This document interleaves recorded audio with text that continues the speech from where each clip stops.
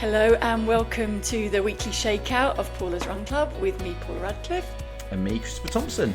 And we are pleased to announce that we do now have some voice messages coming in, Thommo. So the first of those came in from Sarah, and actually we couldn't think of anyone better to answer this than Ailish McColgan, who we of course had on the podcast that dropped on Monday, and you can go back and listen to that if you haven't already, and we asked her to answer this. Hi Paula and Thommo, love the podcast. So I'm nearly 4 weeks out from Berlin Marathon, and my question is about shoes and of course super shoes. So I wear Asics Nova Blast for my everyday shoe, but I have got a pair of the Metaspeeds, which I've worn for 5k, 10k and half distances before. I would love to wear a carbon plate for the marathon, but after the half distance in my Metaspeeds, I feel unstable, almost in my ankles, as if the shoe is too aggressive. My question is, are all super shoes like this? And does that mean I'm not strong enough to wear them for the marathon distance if I feel unstable after a half? Yeah, I mean, obviously with new shoe technology, I think everyone has just raised the game essentially with that, but ultimately ends up not suiting everyone. Do you know, like obviously it depends on your running style, your running gait. Like there's so many different things as to like one brand might work better for one person to the other. But I would always say that there's a reason why these carbon shoes are performance shoes. They're race day shoes. So I think for like the general members of the public, for them to save them for those key interval sessions and then on race day, that's what I would always do. That's even what I'm doing right now. I try to avoid doing too many miles in them because they are going to be a little bit more unstable than your everyday trainer because the stack height is higher. Do you know what I mean? That's just naturally, if you get a bigger stack, there's going to be a bit more instability there. So I think there needs to be more of a focus on strengthening, certainly around feet, ankles, calves. Like those are basic exercises that you can be doing probably most days, just small little bits to try and strengthen those areas. But I would always be wearing a carbon shoe now for performance and for racing. So ultimately it's down to the person. If they don't feel comfortable wearing them, then by all means stick to your everyday trainer that you have no problems in. The Nova Blast is a brilliant shoe. I mean, I think so many elite athletes wear that for all their long runs, their tempo runs. You know, it's a really versatile shoe. But personally, for me, if I'm going to race day, it's about performance. So that is where the carbon Metaspeeds. For me, the Sky is the one that I sort of feel best in. I think it's a stride length shoe. I'm a stride length runner for sure.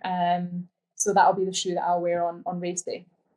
And I think that's maybe a key point to put in there as well, is that there are different Metaspeeds and there are different carbon plate shoes. So just because you train with a certain brand in training doesn't mean that you have to go with that one on your race day. And don't be afraid to play around, because not all carbon plate shoes are exactly the same either. They have different stack heights and they have different designs. So perhaps a little bit of advice there is maybe just to try out the other brand or the other type of the Metaspeed and see if that's a little bit more stable for her. Brilliant advice there from Ailish, and hope that helps. Sarah, thank you so much to everybody for sending in those questions. And we're going to start off with a bit of, I'm going to call this cleaning up, Thommo, because you asked about your black toenails. So I did, how clean yes. has it got? And we've had a little bit of help coming in terms of things that you can do to try and make that toenail not so black. So how's it doing? Yeah, no, it's still, I mean, it's 2-3 years old from when I did it. I forget when I did it. I've just gotten used to it. But there's been a few people coming in with some good advice, and I will explore, and I have read as much as I can. But I think I'll read out the one from Matthew Armiger. I think will be a good one to share with everyone. But yeah, like I say, thank you for all of them, and I think they've all been really good good things to explore, because it just doesn't look very nice. It's just like this horrible toe. I'm not going to do pictures, don't worry. Anyway, he said, Thommo's black now. Hi, I love the podcast and the community you've built. Thank you very much. Listening to Thommo talk about his black nail made me pick up the phone to respond. I was gifted a few black toes as my special prize for completing the Norfolk Marathon, my first 4 hours 29. I like the way he's worded that. Yeah, special clever. prize in April this year. Didn't know what to do, but feet looked awful. 6 weeks later, visited an old friend in Greece. Always an adventure, but this time he got me to walk up the river Acheron, if I said that? Acheron, which is the river Styx. So you might not know this, Tom. The river Styx in Greek mythology, and it's where Charon, the ferryman, traditionally had to row the dead across to kind of go to the other side. But obviously you can walk up that, which is a pretty cool experience. Wow. Well, there you go. I'm impressed with your knowledge of that one. No, I wasn't aware of that. Sounds like a So cool is he thing to do. suggesting you give your toenail to the ferryman or not? Well, I'll find out. I'll read on. I'll see. He's saying, anyway, his words, anyway, long story short, when I returned from our icy walk, swim up the river, my nail was clear. Either there is truth in Greek mythology, or fast-flowing, icy cold mountain water constantly flowing over the black toe worked. Not perfect, but the blood under has mainly gone and the nail is regrowing. More importantly, my feet no longer feel like something from a corpse. Might be a fluke, but might be worth a try. Keep up the great work, Matthew. Well, if you're suggesting a trip to Greece, to walk I was going to up say, you've either got a holiday to Greece or you fill the ice bath and you go and stand in that and walk up and down for however many miles. You knew that was coming, right? Yes, I do. Well, the thing is, I'll offer to my wife. I'll say to Gemma, do you want a holiday to Greece to walk up the river, or do you want me to just get in the ice bath out the back? I might be able to get a holiday out of it. But genuinely, do you know what? Like, I have not iced my toe or iced my foot, and I can see how that might be a thought process. So I genuinely will give it a bit of a go. But it sounds like I'd have to do a fair bit of it to see if there's going to be a difference. So, and there are a couple other tips that have come in around things. I think with there was a nail polish or something I need to. Yeah, there was. That was from Natasha Poole. Thank you. Yes, She I will sent look in a nail treatment that you can actually paint on it, and said have a go at that, containing vitamins. I will look. And there was a few other concerned people, which I appreciate, and I will. But thank you very much. It's this is the place to ask questions, so I'm glad, and I will get in that ice bath and go to Greece. So thank you very much, Matthew. So you were able to do all of that. Let's move on then to the next of the questions. And the first one I have there comes in from Yoko. And she says, "Hi, Paula and Chris. Thanks for your podcast. Loving it every week. I qualified for Berlin with my Chicago time and set a target for Berlin for sub 3 hours. Focused on my strength and conditioning a bit too much over the winter, which resulted in hip pain, which combined with the speed work triggered hip, glute and hamstring tendonitis." Is that her ringing? No, that isn't her ringing. Sorry, that is my daughter ringing. She didn't realise that I'm still recording. Don't apologise. This is all raw footage. It's great. This is great. It shows you're human. It does show you've hung up on overrun your a little daughter. bit. I know. It did. I didn't actually. I answered so she could hear that I was still recording, so she knows where I am. If she needs me. Clever. But now I've hung up and silenced it, and apologies that wasn't on. It was on Do Not Disturb, but it wore off. Right, so where was I?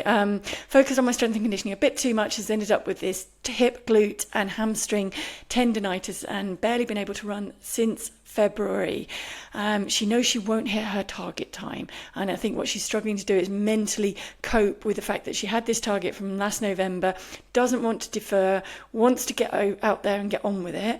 And how does she switch mentally to enjoying it for what it is this time? And any advice on managing tendonitis, which I know can be a little bit of a problem. She says, "Apologies, that's a lot of questions rolled in together."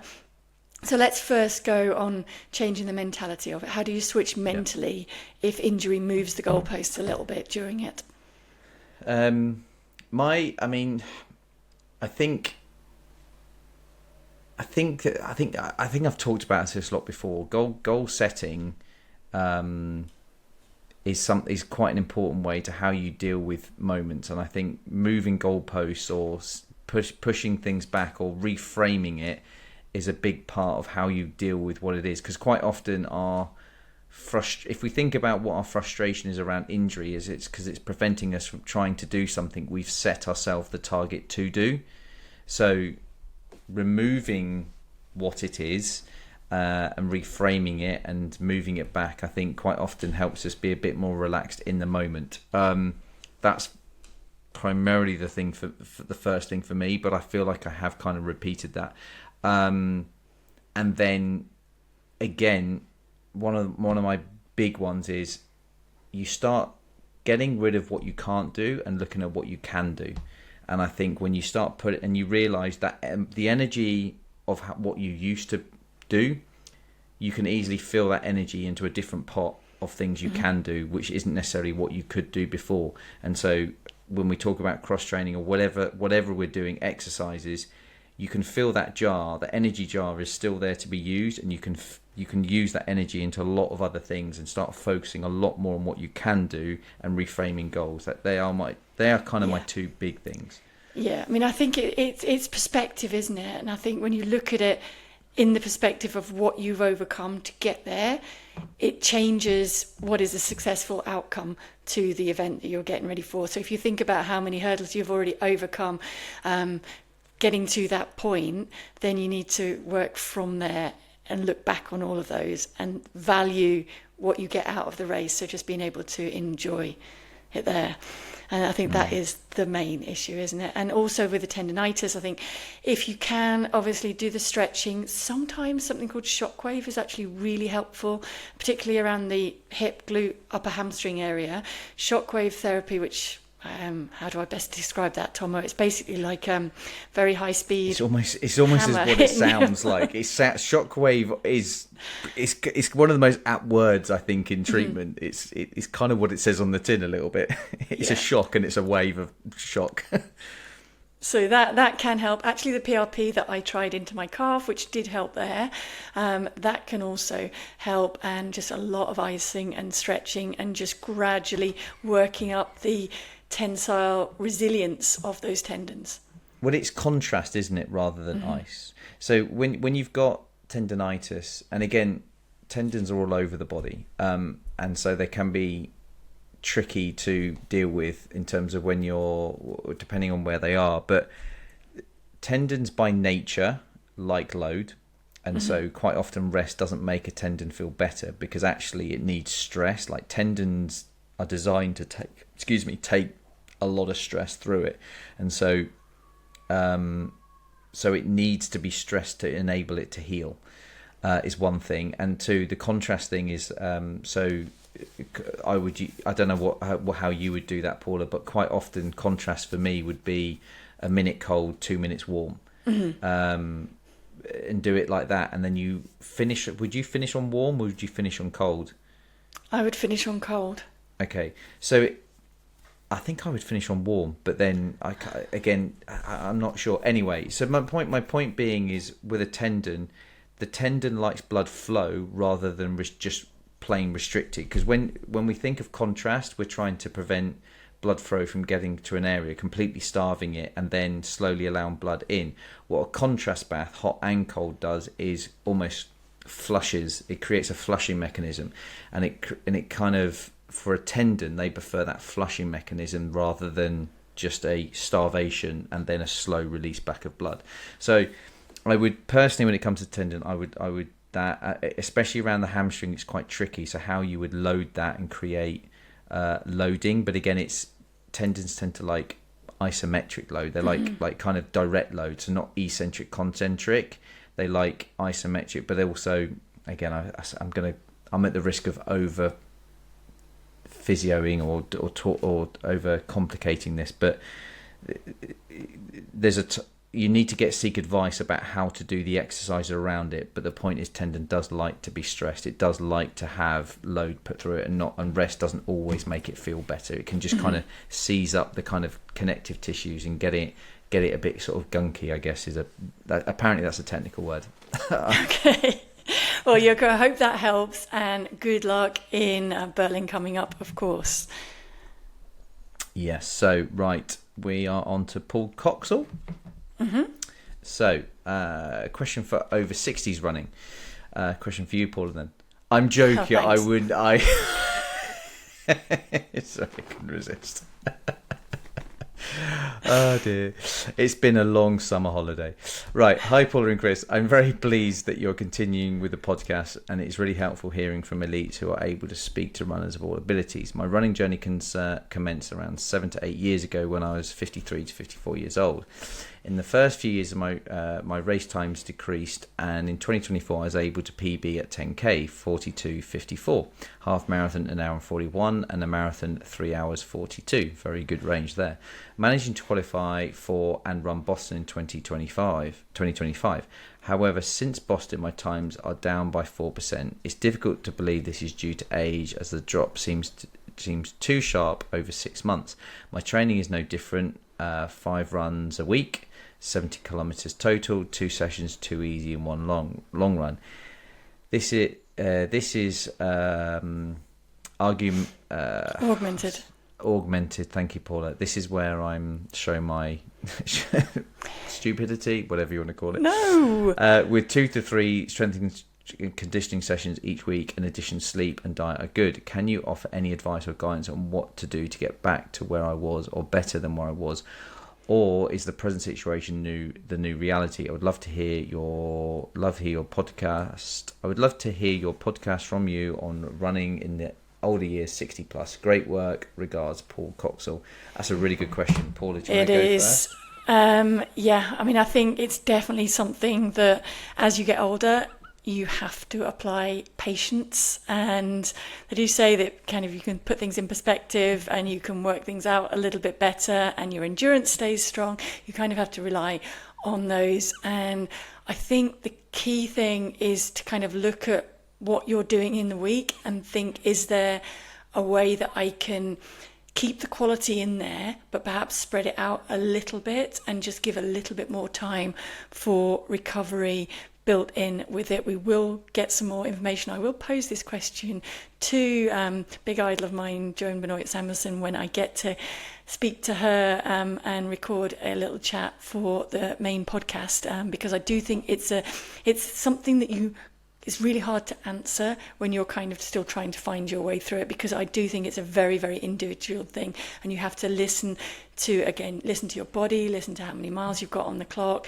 And the big thing is, if it feels like it's a bit too much, never be afraid to add in a bit more recovery between those key workouts. I would say aim to keep the key workouts the quality that you want them, and everything around that, make it fit so that you can still get the majority of the quality out of those key sessions.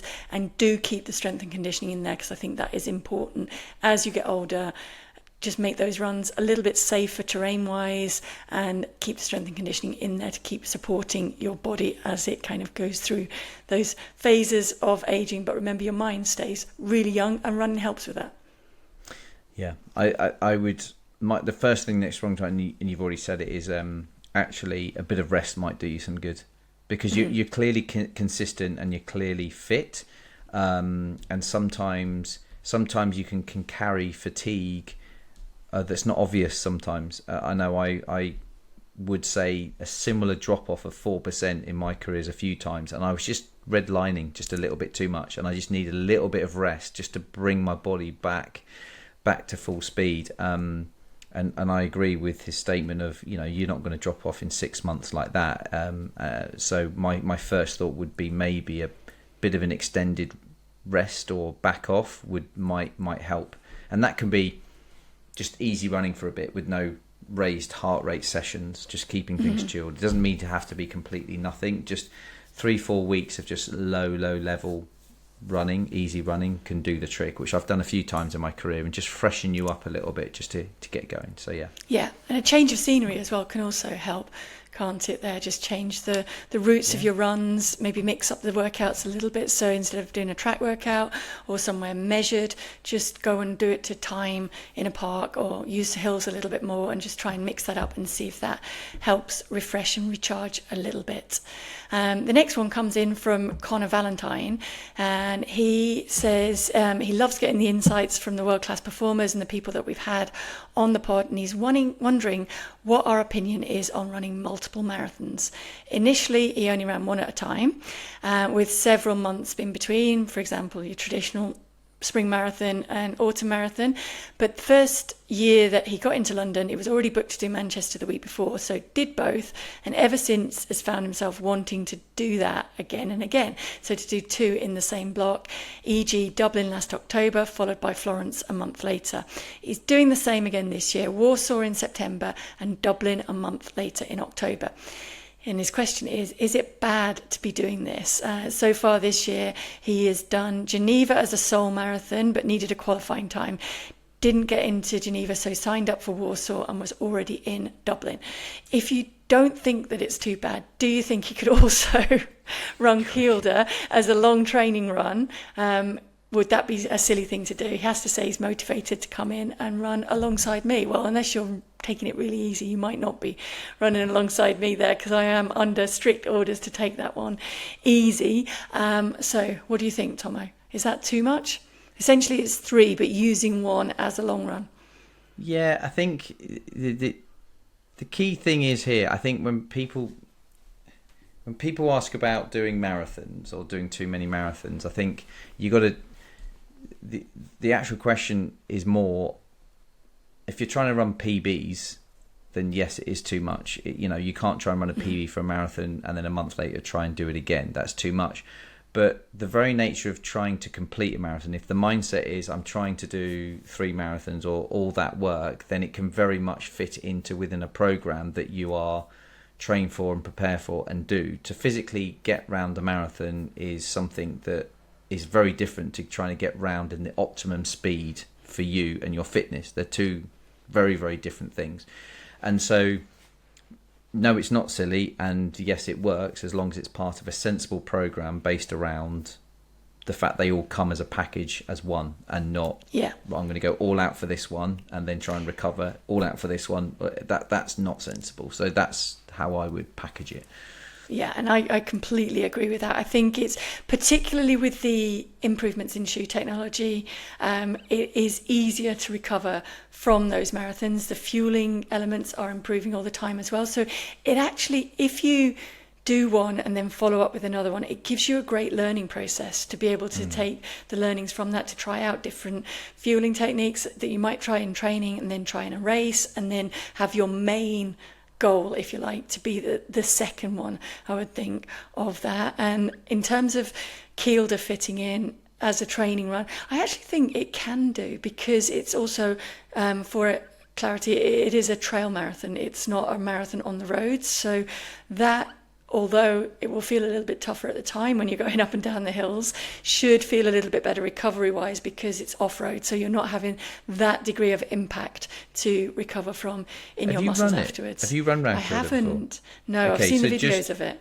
I've run it, not the whole thing. Okay. I did 13 miles around it, and the only thing I will say is that there's very few bits that you're flat. You're generally up or down pretty much at all time, and that's the biggest thing to negotiate with Kielder, is the fact that you're either up or you're down. There's not very many kind of rhythm flat bits, and so it's quite demanding on your calf. I do, just please take it easy. Be careful with my calf. I am but under it's stunning. massive It's instructions stunning. to be careful. It's a stunning and I think venue. that inspiration factor will be great for everybody running it, and I'm really looking forward to being a part of it. So I do think that Conor can put that in. Have to say, I don't think either Warsaw or Dublin are that hilly.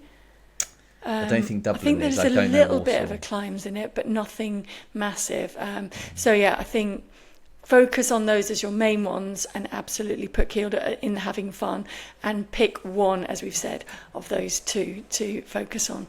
I think we've probably got time for one more question, have we? I think so, yeah. That was Connor, wasn't it? So James Wilson. Yeah.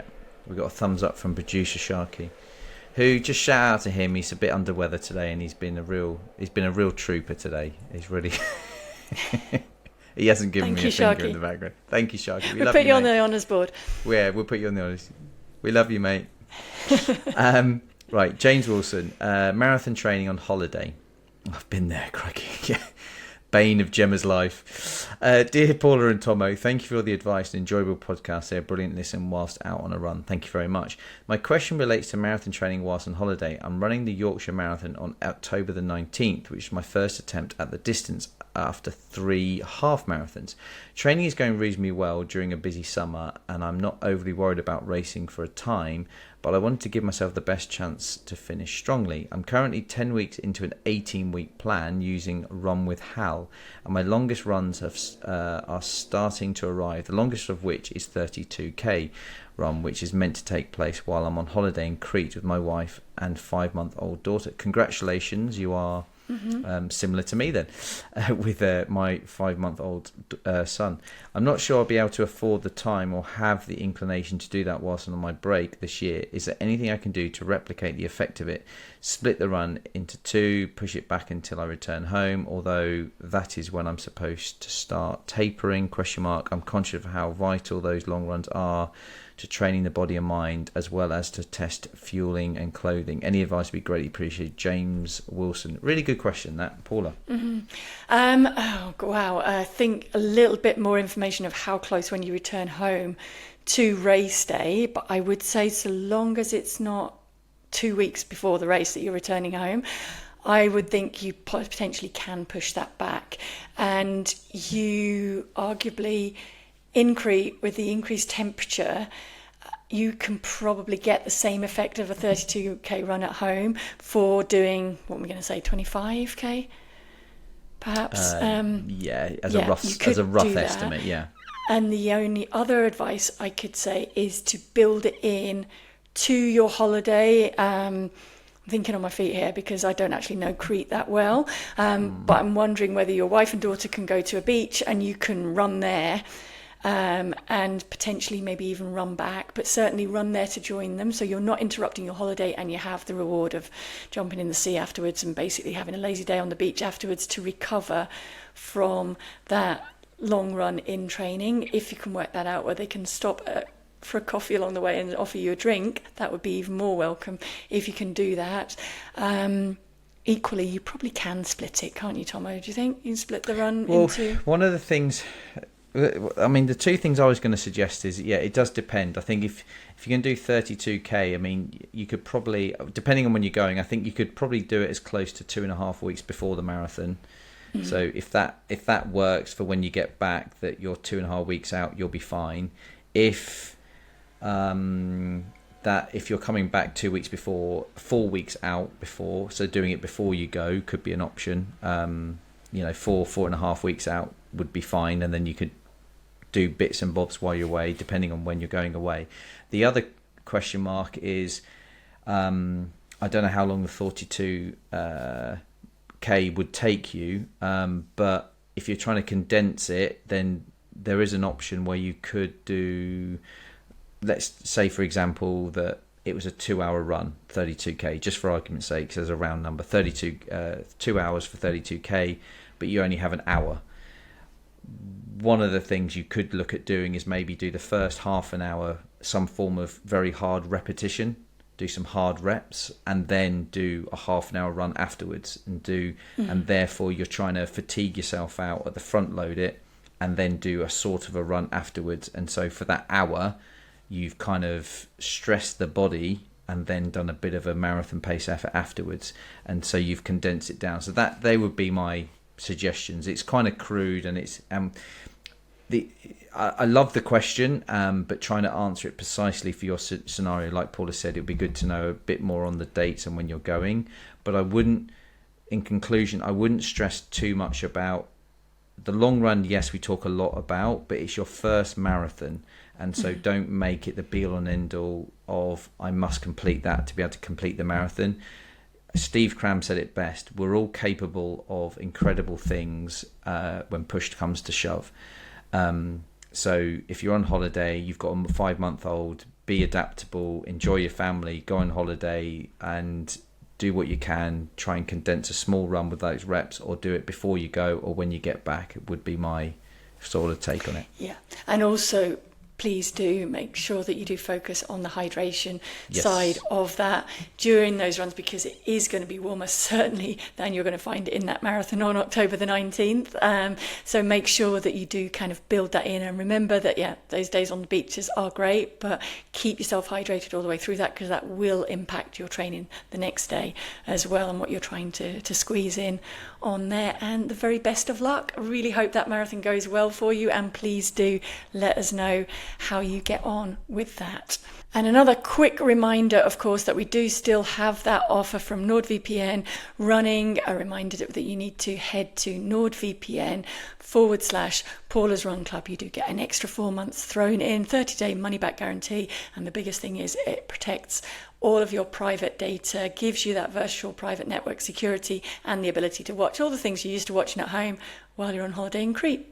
Just a reminder again, so please do keep sending in these questions. We are trying to get to as many as we can. And that address again is Paula's Run Club at momentumbroadcast.co.uk. And you can text us or leave a voice message on +44 7564 747 914. On socials, it's at Paula's Run Club. The full episodes are available on YouTube. Please remember to like and subscribe us, and keep sending in all of these questions for us. This has been a Momentum Broadcast production. Thank you for listening to the weekly Shakeout. And thanks very much. And what great timing. My family's just got back. Way! What great timing. Well done, everyone.